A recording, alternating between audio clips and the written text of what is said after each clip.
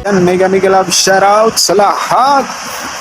Ayan, may ano pala, may pasalamatan nga pala ako sa napanalunan kong pera guys. Binigay ng aking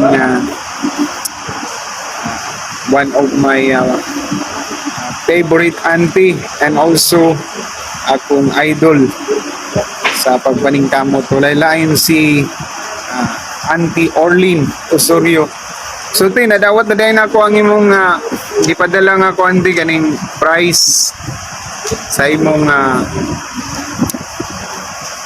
blessing imong gihatag na ako na natin. Nakuha na ko ganina sa Palawan. So salamat kayo tay sa imong grasya nga imong gi-share sa among tanan, labi na sa imong mga followers o sa tanang mo follow pa sa akong auntie. Naot guys nga inyong i-follow si auntie kay so sobra kayo ka generous ang akong auntie. Hopefully kamusab dinaot nga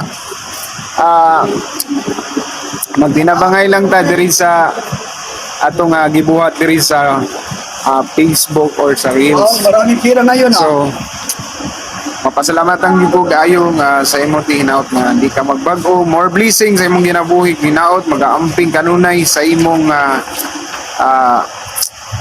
pagpanarbaho diya sa Australia. Then sa tanan sab nga mo maabutay pa nga mga amigo or amiga ni ante.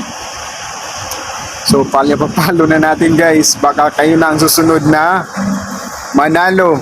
Yan, God bless always T and more blessings to come. And thank you talaga sa imong gihatag nga blessing. Ibutang po na ako ni sa maayong kuan. Maayong plano ang imong gihatag nga kwarta. God bless. Og amping kanunay.